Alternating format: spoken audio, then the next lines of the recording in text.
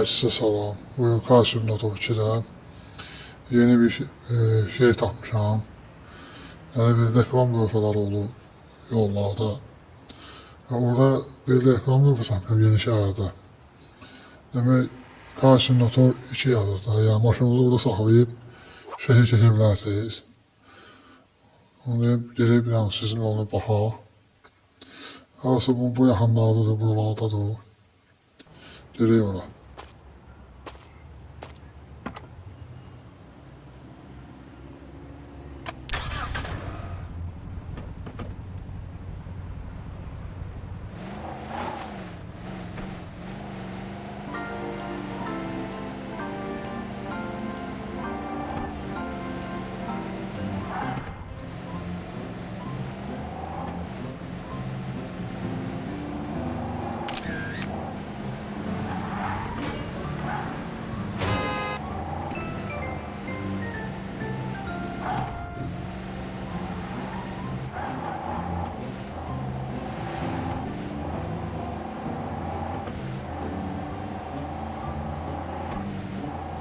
Güncelləməyə də tam hazırıq. Evimizə ermişik. İndi hazır gözləyirik ki, güncəlləmə gəlsin. Ya maşın, ya ev alalım. Evini almalım. Ev alanda çox vaxt olur. Mən özümə gələ bilmirəm, amma maşın alacağım.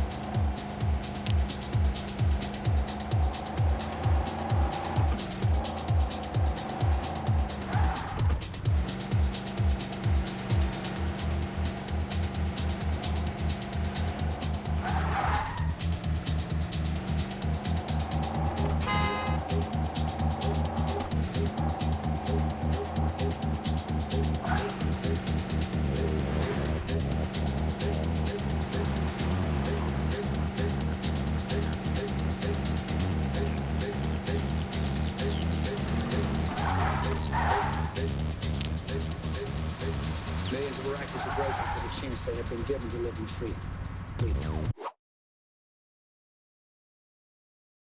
Bu arada özümə yeni bir maşın axtaracağam.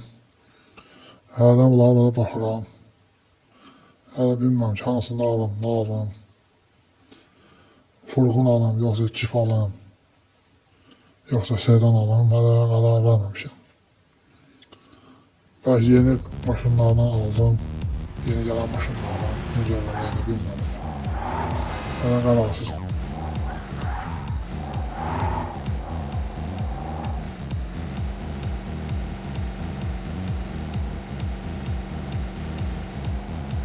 Gəlib çatdıq dostlar. Buralarda bir yerdeydi. Aya burada.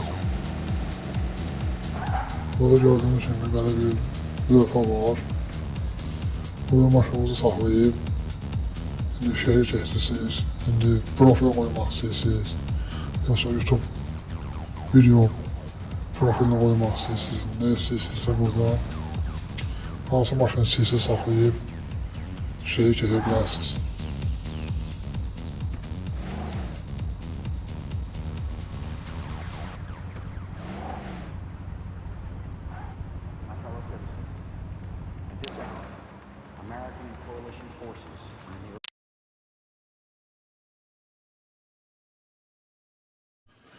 Belə dostlar, videoda kısa oldu ama istediğim gibi onu da sizinle çekim paylaşım.